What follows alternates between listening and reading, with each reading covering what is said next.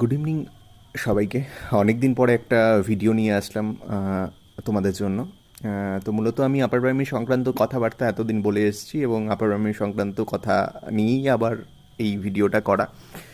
তো অনেকের অনেক প্রশ্ন, কবে হবে কবে হবে, আহ, এই নিয়ে অনেক প্রশ্ন।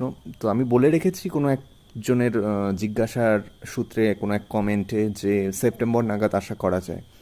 তো ধরে রাখো সেপ্টেম্বর নাগাদ তোমরা হয়তো একটা নোটিফিকেশন পেয়ে যাবে আপার প্রাইমারি সংক্রান্ত। আর প্রিপারেশনটা এই এক্সাম কবে হবে এই চিন্তা রেখে দিয়ে প্রিপারেশনটা বন্ধ বা স্তব্ধ রাখলে মনে হয় না বুদ্ধিমানের কাজ হবে।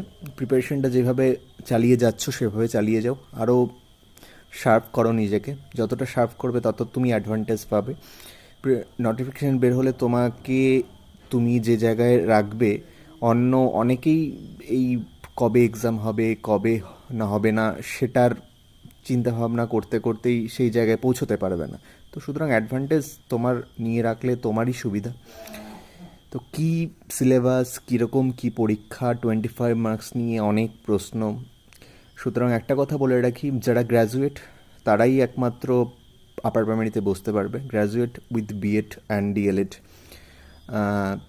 যারা গ্র্যাজুয়েশন কমপ্লিট করনি, ডিএলএড করেছো এইচএস দিয়ে, তাদের ক্ষেত্রে মনে হয় না কোনো রকম এলিজিবিলিটি আছে। গ্র্যাজুয়েশন প্লাস বিএড আর ডিএলএড থাকলে সে আপার প্রাইমারিতে বসার যোগ্য। তো সাবজেক্টের ক্ষেত্রে আমি বারবার করে প্রথম থেকেই বলে আসছি, তাদের 9-10-এর সিলেবাস বা গ্র্যাজুয়েশন লেভেলে যে সিলেবাস পড়ে এসছে সেটার ওপর বেস করেই পড়াটা কন্টিনিউ রাখা, বা এসএলএসটি 9-10-এর যে সিলেবাসটা তারা ফলো করেছে সেটার ওপর জোর দিয়ে প্রিপারেশনটা তৈরি রাখা। যদি খুব তার থেকে বেসিক লেভেলে হয় প্রশ্ন, তাতে তো শিফটিং করতে কোনো অসুবিধা হবে না তোমাদের। আর ওটার প্রিপারেশন রাখলে অ্যাডভান্টেজ তোমাদেরই। পরবর্তীতে যদি কোনো দিন এসএলএসটি হয়ও, তুমি নিজেকে ঠিক জায়গায় রেখে প্রস্তুত নিতে থাকতে পারবে আর কি। তো 25 নম্বরের ওএমআর বেসড এক্সামের জন্য আমি সবসময়ই বলবো, গ্র্যাজুয়েশন লেভেলে তোমার যেটা সাবজেক্ট ছিল সেটাকে ফলো করো।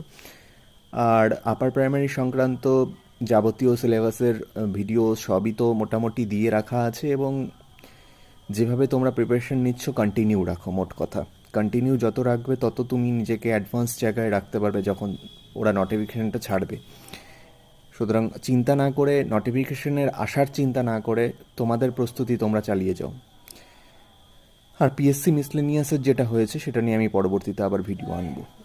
ধন্যবাদ।